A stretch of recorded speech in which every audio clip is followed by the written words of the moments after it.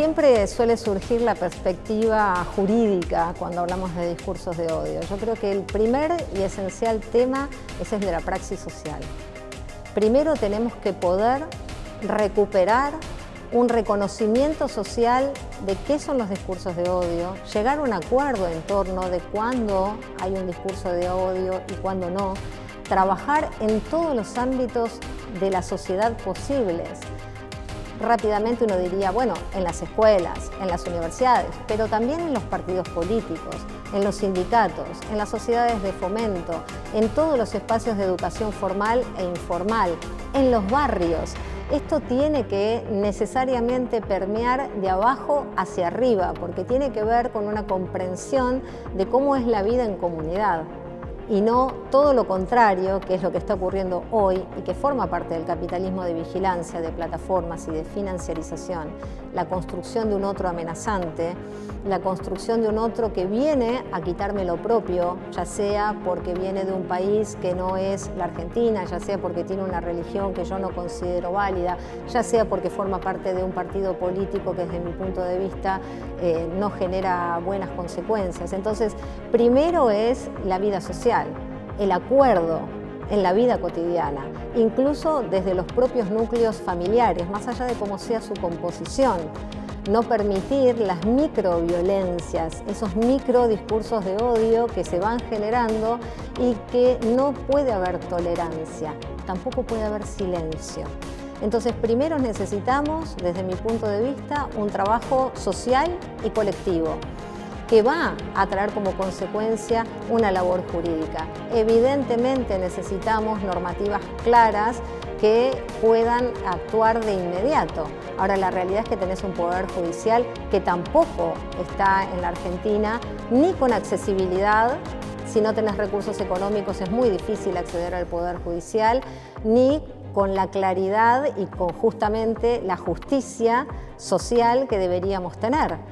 Denunciamos lawfare, el lawfare sigue existiendo, hay un sector del Poder Judicial, con un sector del Poder Político, con un sector de los medios de comunicación, que lo que pretenden es una realidad degradante para los que promovemos los derechos humanos y los defendemos.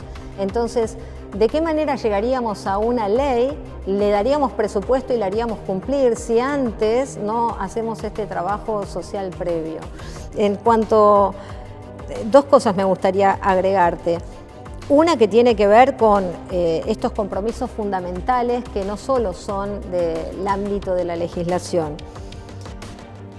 Textual lo dice Naciones Unidas, porque acá hay palabras en la Argentina que mejor no decirlas, ¿no? Pero Naciones Unidas dice vigilancia y análisis del discurso de odio. Entonces, punto número 1, ¿qué recomiendan? Justamente reconocer, vigilar y analizar las tendencias relativas al discurso de odio y recopilar datos sobre ellos. 1. 2. Hacerle frente a las causas, los factores y a quiénes son los protagonistas del discurso de odio para afrontarlo o mitigar los efectos de manera eficaz. Dice que hay que tener claridad con quiénes son los que los propalan, de qué manera, por qué medios. Alentar y apoyar a las víctimas del discurso de odio, mostrar solidaridad con las víctimas del discurso de odio, aplicar medidas centradas en los derechos humanos y destinadas a combatir el discurso de odio vengativo y la escalada de violencia. Colaborar, obviamente, de los medios de comunicación. Dice, el Sistema de Naciones Unidas quiere establecer y fortalecer alianzas con los medios de comunicación. Bueno, ¿es posible cuando hay ultraconcentración comunicacional en la Argentina? Cuando tienen intereses económicos y políticos que van más allá de los intereses que tiene el pueblo argentino. Acudir a mediadores expertos y crear coaliciones. Usar la tecnología.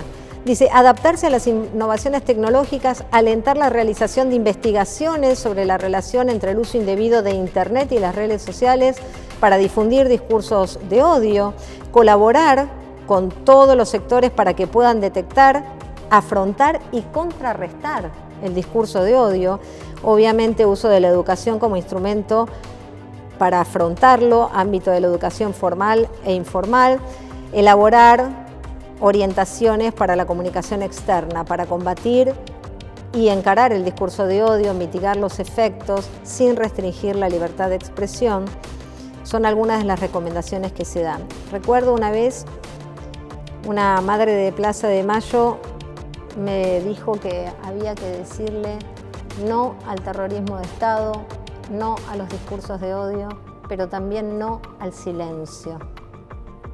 Es necesario repudiar, es necesario señalar y erradicar ese discurso de odio y también pensar, si querés, en la lógica de Feyerstein, cuando nos hace pensar sobre las prácticas, ¿no?, que antecede a las dictaduras, cuáles son las prácticas dictatoriales, cuál es esa praxis social.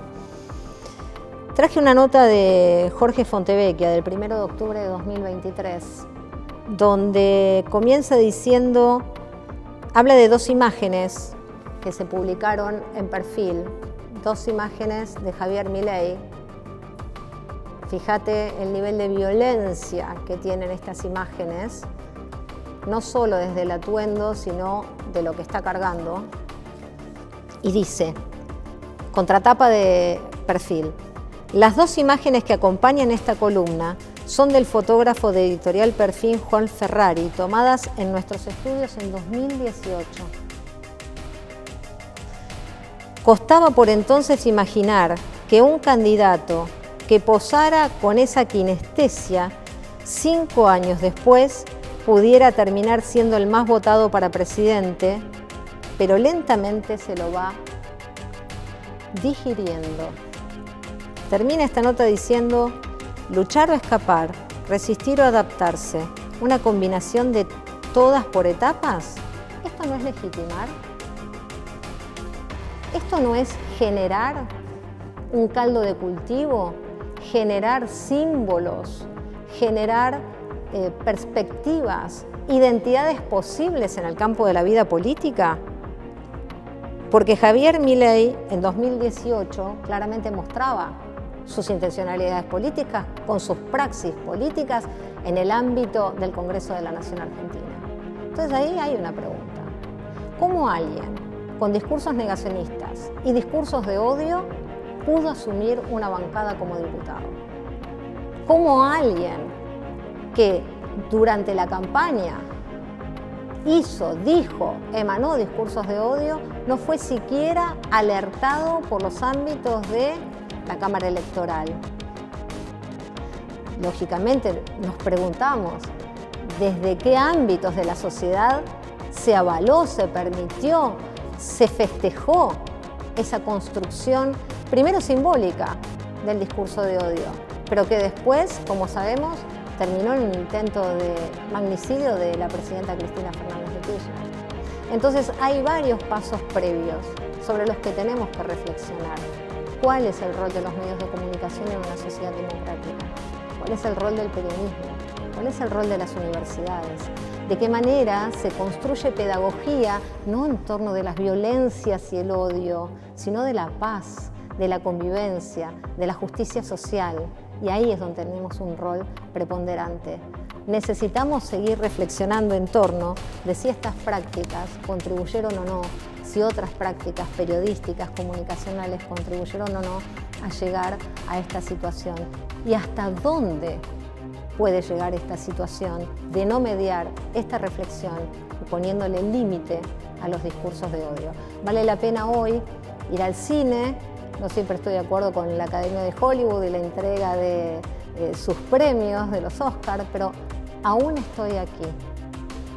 Recupera parte de la historia de la dictadura en Brasil y así como Brasil hizo Aún estoy aquí, esa película en la Argentina podríamos hacer 30.000 películas por las historias de nuestros detenidos, desaparecidas y desaparecidos.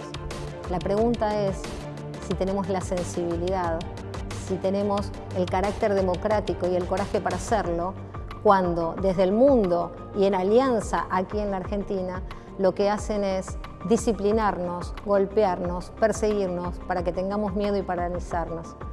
¿Dónde están nuestras insurgencias y nuestra memoria? ¿Dónde está en nuestra sangre el coraje que tuvieron las madres, las abuelas, los hijos para poder dar la batalla que tenemos que dar hoy? Que sin duda es cultural, pero que además es en la vida cotidiana y en la práctica de cada uno de nuestros actos. podemos recuperar la democracia que tuvimos en la Argentina, no hay duda, pero hay que hacerlo colectivamente y con mucha conciencia, erradicando justamente los discursos de odio.